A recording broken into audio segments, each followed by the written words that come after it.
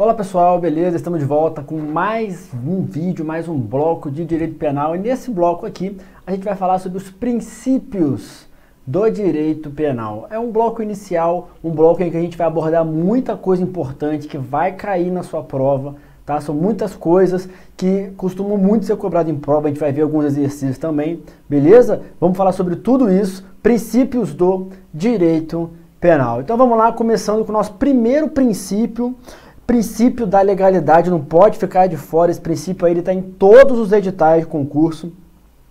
E ele está previsto tanto na Constituição Federal quanto no Código Penal. Ele está previsto também no Pacto de São José da Costa Rica, enfim, está previsto em vários lugares. E vamos ler aí, ó, o artigo 5º, inciso 39, o artigo 1º do Código Penal, que tem a mesma... tem o mesmo texto, né, a mesma redação, muda pouca coisa. Ó, não há crime sem lei anterior que o defina e não há pena sem prévia cominação legal. Então, esse é o princípio da legalidade, o princípio que a gente vai estudar agora. Vocês vão ver que esse princípio ele se desdobra em outros princípios, então a gente vai falar sobre isso também. No final desse bloco, a gente vai trazer questões sobre o princípio da legalidade, vamos ver como é que isso é cobrado na prova, mas o que é mais importante você entender agora, tá? É que o princípio da legalidade ele é uma limitação ao poder estatal.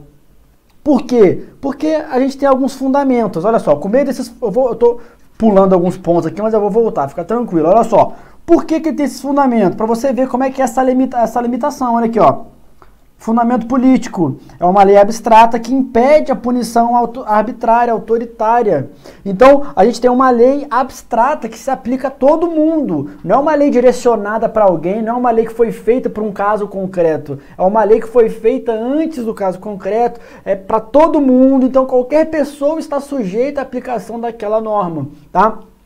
Fundamento democrático. Quem é que faz a lei? São os representantes, né, os parlamentares, representantes do povo, do Estado, etc.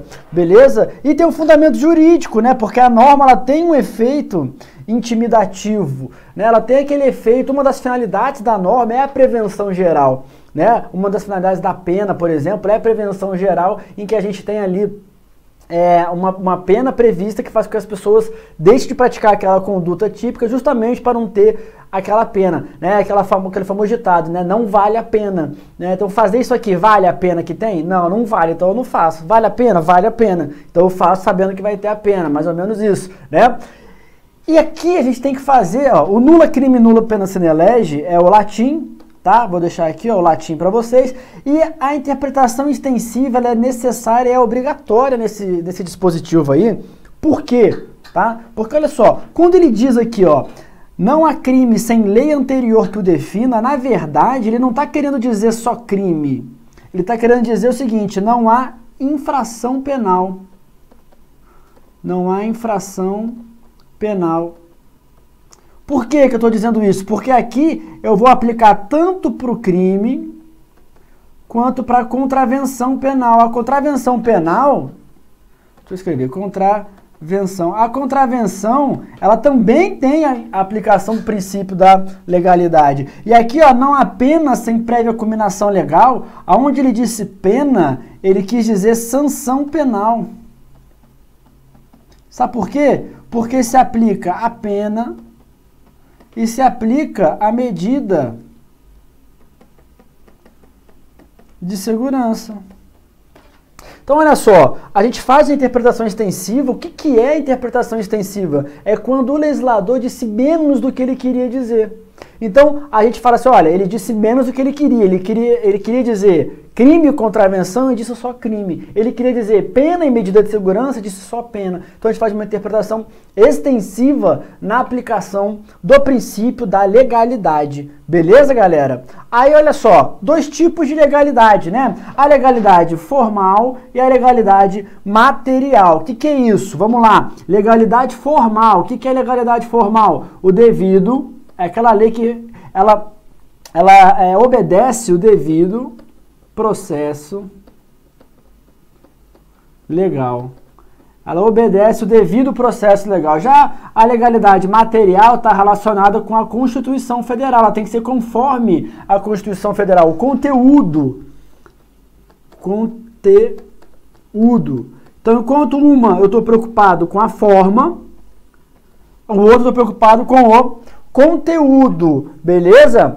Que mais? Princípio da reserva. Ah, tá. Agora sim, vamos falar sobre os princípios que desdobram, né? Eles são desdobramentos, consequências ali, desmembramentos do princípio da legalidade. A gente vai falar sobre 3 princípios. A gente vai falar sobre o princípio da reserva legal, vamos falar sobre o princípio da anterioridade e vamos falar sobre o princípio da taxatividade. Tudo isso dentro do princípio da legalidade. Beleza? Vamos lá. Começando com o princípio da reserva legal. Olha só. O princípio da reserva legal significa o quê? Quando o legislador aqui, ó, fala lei, combinação legal, quando ele está falando isso aqui, essa lei aqui é uma lei em sentido estrito. O que significa isso? Lei em sentido estrito.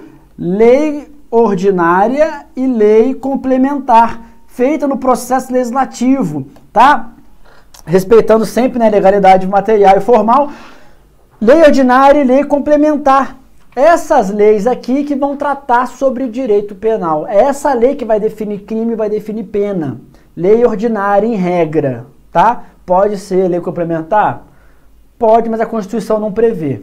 Beleza? Então, olha só, lei ordinária vai tratar sobre direito penal. Aí vem algumas discussões com relação à lei delegada, medida provisória, principalmente. É possível medida provisória em matéria penal? Lá na Constituição Federal tem uma vedação. Então, assim, é vedado medida provisória dispor sobre, vem lá, direito penal. É uma das vedações, direito penal. Porém, o que a gente vai anotar aí para a sua prova? Tá? Você vai anotar o seguinte, medida provisória pode? Medida provisória, você vai botar um depende, para variar, né? Ó, depende. Depende por quê? Eu posso ter medida provisória de direito penal se for sobre norma não incriminadora. A jurisprudência aceita uma medida provisória que não seja de norma incriminadora.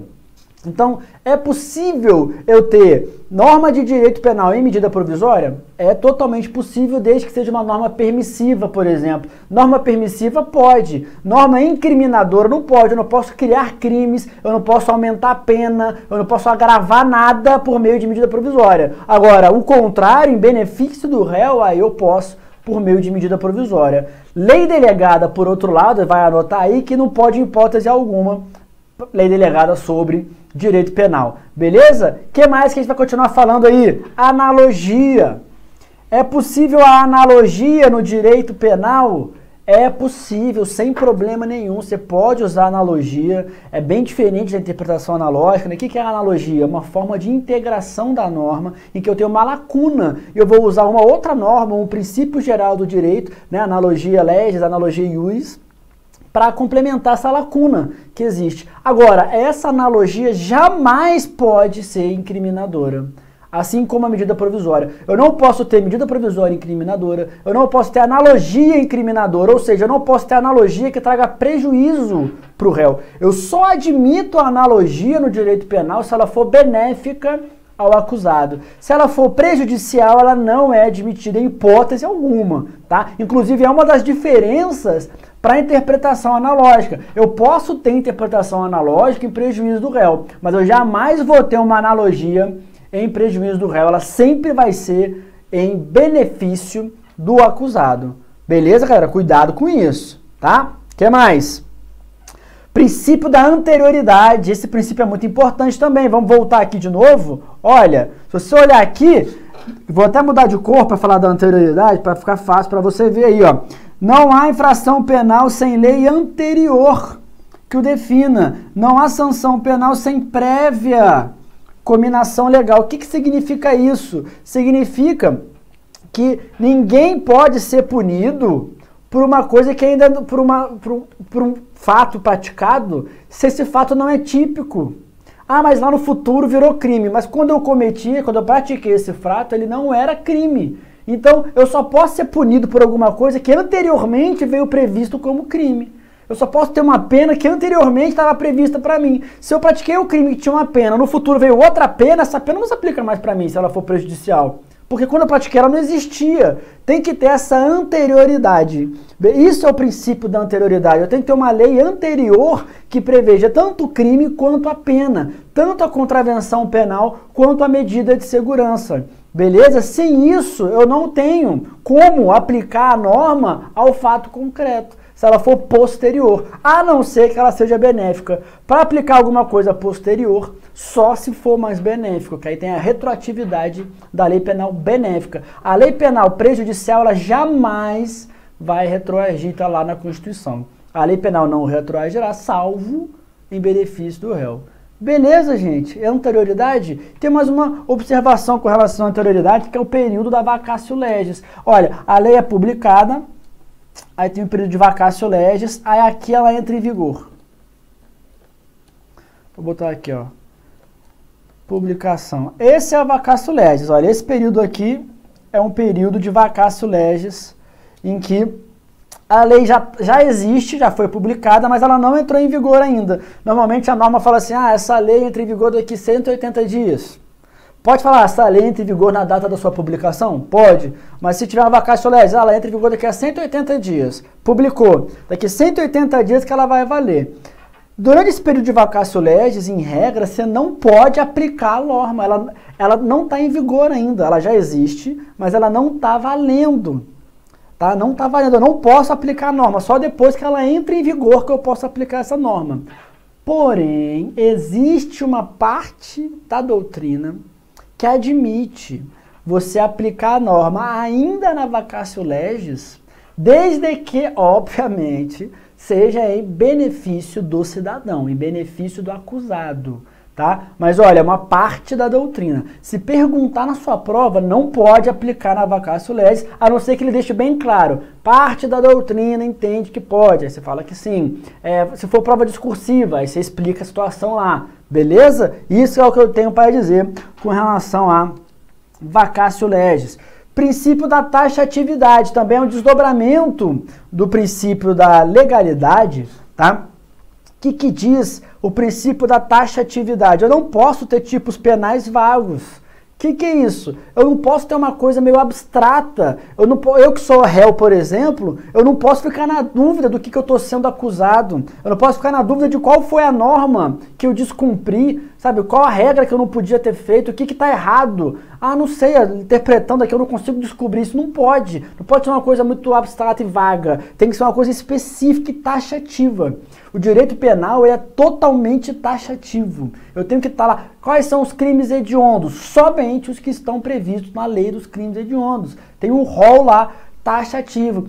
Mas esse crime parece com o que está lá, só que o legislador não colocou expressamente lá. Então não é. Não é. Se você está na dúvida, estou na dúvida se esse aqui é hediondo ou não. Está escrito? Não está escrito. Então não é. O direito penal ele tem essa taxatividade. Não pode, olha, bota na sua cabeça, no seu coração e leva para a prova. Não pode ter tipo penal vago. Não pode. O que veda isso é justamente o nosso querido princípio da taxatividade. Tranquilo? E aí a gente entra no princípio da insignificância. Esse princípio aí é um princípio muito bom de estudar, nasceu lá no direito romano, foi trazido para o direito penal por Claus Roxin, lá por volta de 1970, tá? Agora, olha o que o STF fala sobre o princípio da insignificância. Vamos ver? Olha lá. O princípio da insignificância é vetor interpretativo do tipo penal. Vetor interpretativo do tipo penal. Tendo por escopo, por objetivo, restringir a qualificação de condutas que se traduzam em ínfima lesão ao bem jurídico nele albergado. Ínfima lesão. Tal forma de interpretação insere-se num quadro de válida medida de política criminal, visando, para além da descarcerização, ao descongestionamento da justiça penal, que deve ocupar-se apenas das infrações tidas por socialmente mais graves.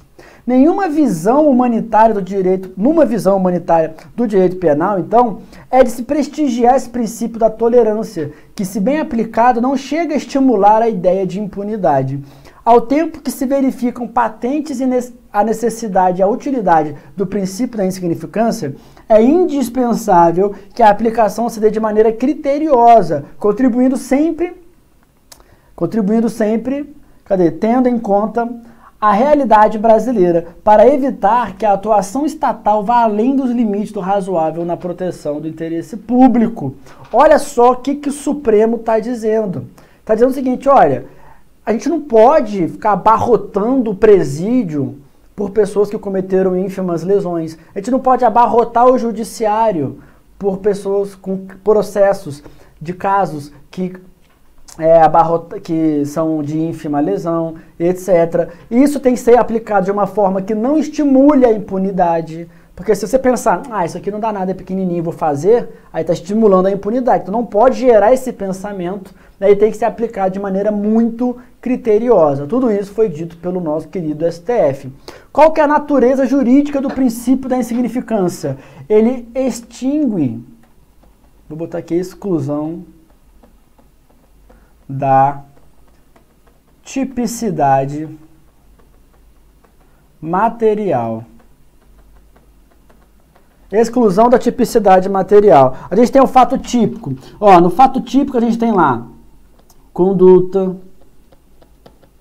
a gente tem nexo causal, a gente tem resultado, na regra, né, dos crimes materiais, resultado, e a gente tem a tipicidade. Essa tipicidade ela pode ser formal ou material. A formal, subsunção do fato à norma. Quando você consegue encaixar direitinho, olha, subtraiu um pote de margarina do supermercado. Encaixa direitinho no artigo 155? Encaixa. Tipicidade formal. Subtraiu coisa alheia móvel de outra pessoa para si próprio. Pronto. Encaixou. Tipicidade formal, ok. Tipicidade material. Causou lesão ou perigo de lesão ao patrimônio de alguém? Pote de manteiga? Acho que não. Então, não tem tipicidade material. O princípio da insignificância, ele exclui justamente, isso aqui, é o fato típico, né?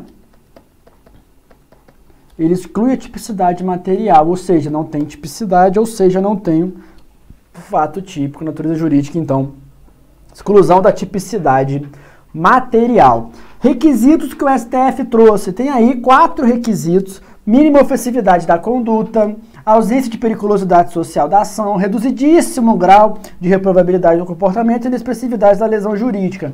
Qual a diferença de um para o outro? Muito difícil, né? Eles meio que se confundem os conceitos, e isso foi feito de propósito, tá?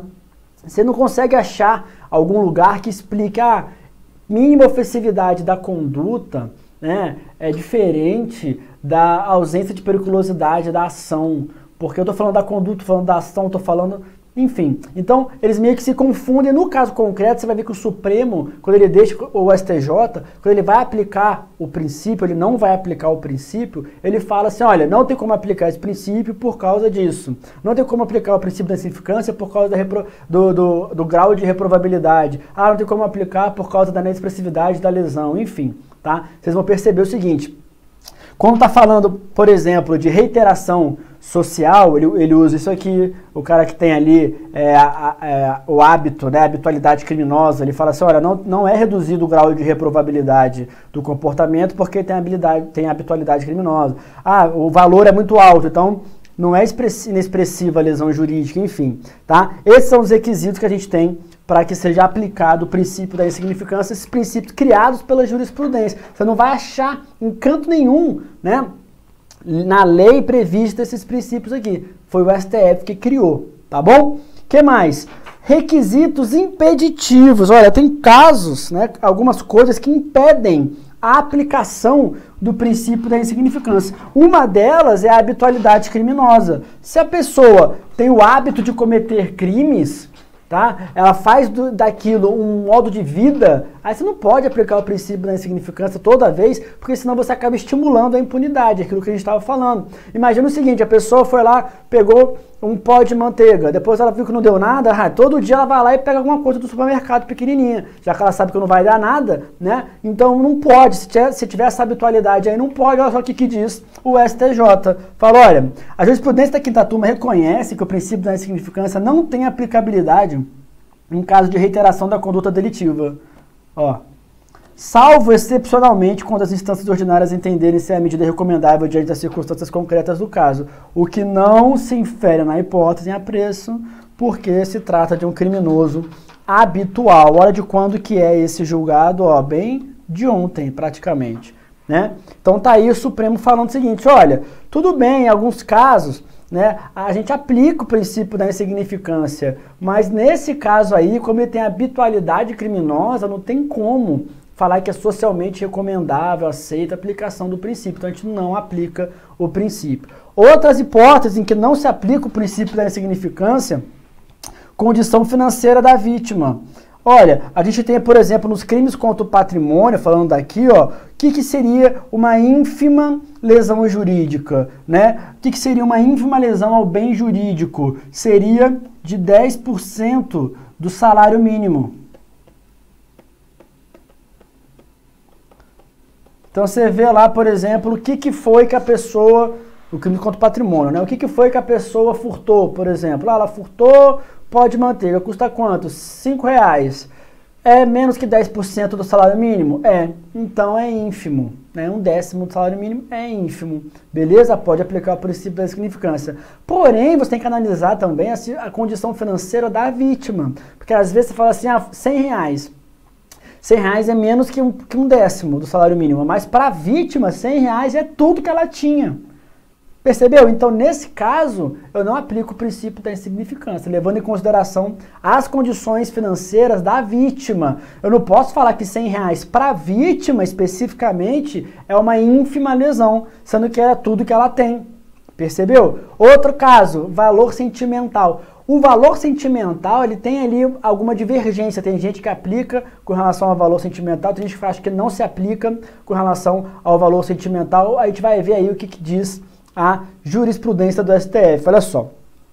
Embora a coisa subtraída não tenha sido avaliada, essa é dotada de valor sentimental inestimável para a vítima. Não se pode tão somente avaliar a tipicidade da conduta praticada em vista do seu valor econômico, especialmente porque, no caso, o prejuízo suportado pela vítima, obviamente, é superior a qualquer quantia pecuniária. Então está aí uma hipótese que o próprio STF está aplicando o princípio, não está aplicando o princípio da insignificância em razão do valor sentimental das coisas. Porém, eu já vi casos do STJ dele aplicar o princípio da insignificância mesmo tendo valor sentimental. Então tem essa divergência da jurisprudência. Beleza? Mas saiba que é uma coisa que pode obstar a aplicação do princípio. O que pode obstar a aplicação do princípio da insignificância? A habitualidade criminosa, as condições financeiras da vítima e o valor sentimental do produto que foi subtraído, enfim, no caso dos crimes contra o patrimônio. Beleza? O que mais? Relevância do bem para a população.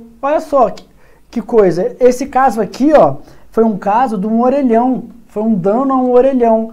Fala assim, olha, tudo bem que o orelhão, ele não custa caro, né? Mas para a população, ele era muito importante. Olha, dano qualificado, protetor de fibra de aparelho telefônico, pertencente à Brasil Telecom, aplicação do princípio da insignificância e impossibilidade, ausência da mínima ofensividade da conduta, do reduzido grau de comportamento, de reprovabilidade do comportamento. Então o Supremo, nesse caso aí, não aplicou o princípio da insignificância porque falou que era uma coisa importante para a população. Vocês estão percebendo?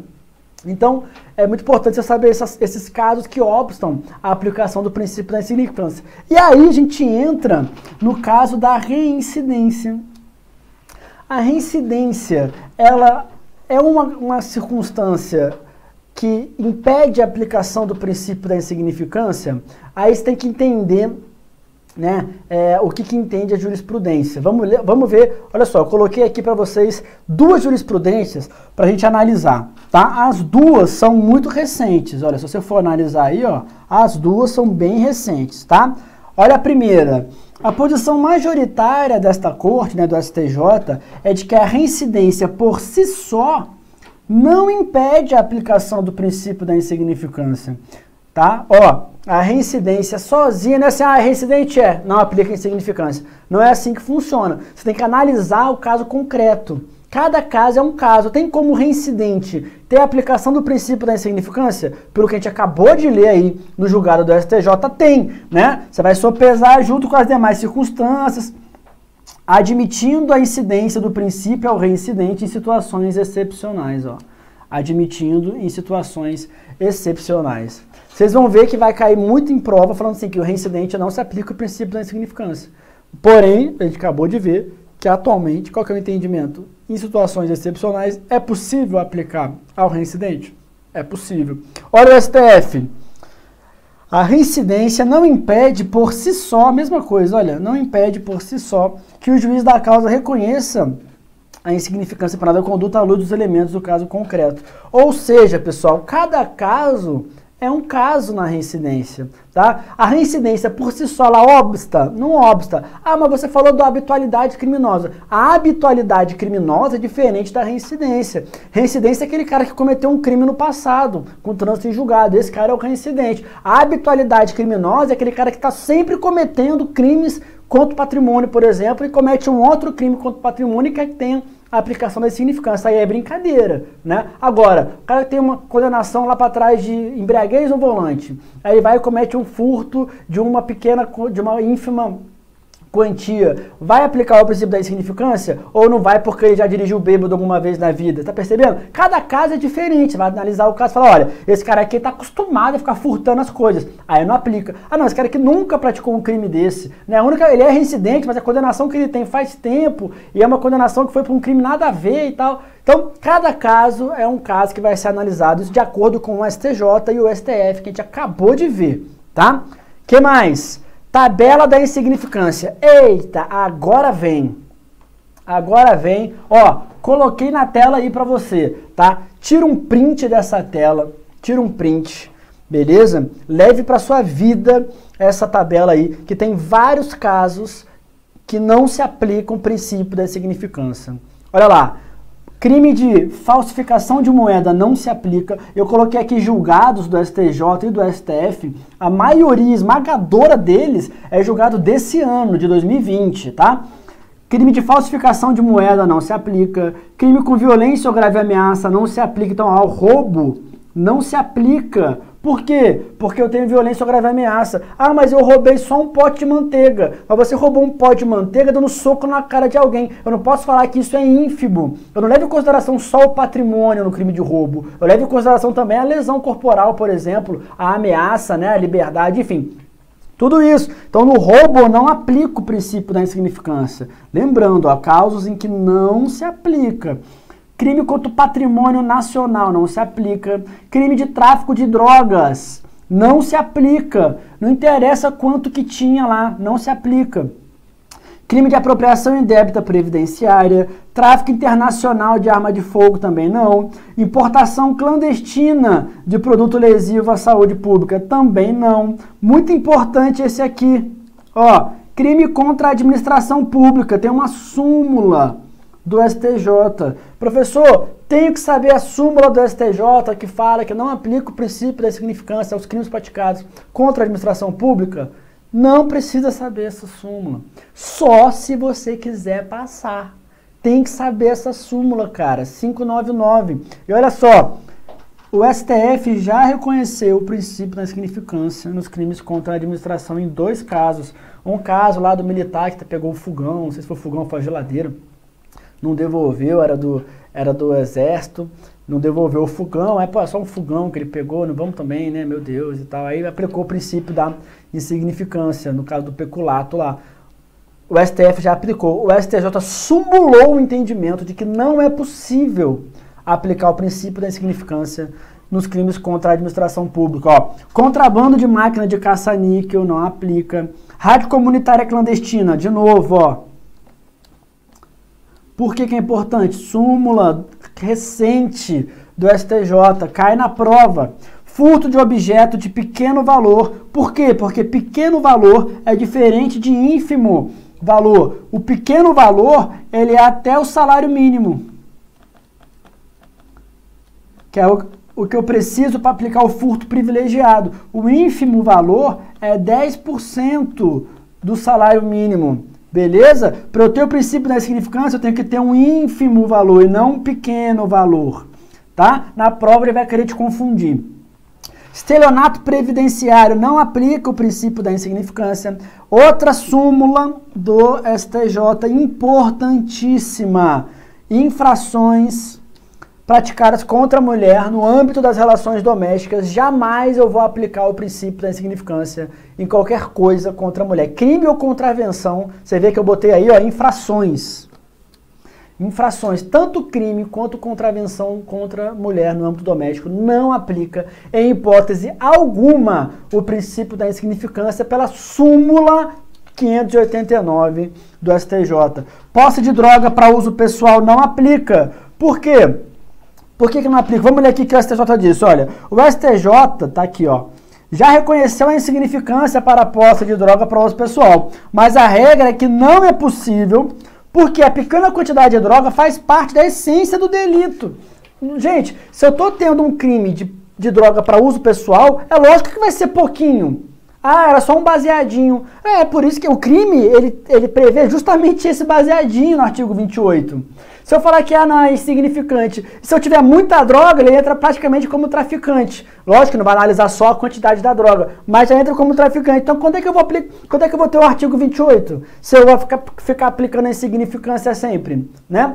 Então, o STJ, apesar de já ter reconhecido, né, ó, já reconheceu a insignificância, tá aqui um caso em que ele reconheceu, mas a regra é de que não é possível, beleza? Posse de drogas para uso pessoal. Furto qualificado por escalada, arrombamento, rompimento de obstáculo, não aplica a insignificância. Botei aqui, ó, em regra, é possível o princípio da insignificância no furto qualificado, ó, em regra é possível, mas se for qualificado pela escalada, pelo arrombamento ou pelo rompimento de obstáculo, aí eu não aplico o princípio da insignificância. Pessoal, essa tabela é muito importante para a sua prova, você está percebendo? Muito importante para a sua prova, leve ela para a sua prova. Tranquilo, pessoal? Vamos continuar então a aula? Olha só, terminando esse bloco, hein? Autoridade policial e prisão em flagrante. É possível um policial, alguém foi lá e furtou um pote de manteiga do mercado. O policial olha e fala assim, foi o que ele furtou? Na hora da prisão lá, tá lá o policial, o rapaz algemado para trás, o policial, o que ele furtou aí? Pó de manteiga. Então eu vou soltar porque isso é insignificante. Pode ou não pode? Lógico que não pode. Não é o policial, naquele momento da prisão em flagrante, que vai decidir se aplica ou não se aplica o princípio da insignificância. Quem decide isso é o magistrado. Se lá na frente for aplicado o princípio da insignificância, não pode falar assim, não, esse flagrante foi ilegal porque era insignificante. Jamais. E é isso que a gente vai ver agora no julgado da STJ. Ó. A absolvição quanto ao crime de furto, tendo em vista a insignificância, não tem o condão de descaracterizar a legalidade da prisão em flagrante contra o paciente. Então, não é porque eu considerei insignificante lá na frente que o flagrante lá atrás foi ilegal, porque o policial não vai ter esse poder de aplicar o princípio da insignificância. Beleza? E para fechar, reconhecimento da insignificância após o trânsito em julgado. Rapaz, será que é possível, depois que transitar em julgado, eu entrar com habeas corpus, pedindo para reconhecer a insignificância e ser reconhecida, desfazendo a coisa julgada? Olha só, vamos aí para a tela, olha o STF. A jurisprudência dessa Suprema Corte consolidou-se no sentido de que a coisa julgada estabelecida no processo condenatório não é empecilho para a concessão de habeas corpus por órgão jurisdiccionalmente de graduação superior. E o princípio da insignificância ele aplicou no caso do descaminho, ordem concedida. Ou seja, ele aplicou o princípio da insignificância mesmo no caso de coisa julgada por meio de habeas corpus para desfazer a coisa julgada. Beleza, galera? Com isso, eu vou encerrar esse bloco. Tem mais princípios do direito penal ainda, tá? Você viu aí, vai ter o da individualização da pena. Só que isso é o assunto para o próximo bloco que a gente conversa já já. Fecha a conta e passa a régua. Tchau, obrigado.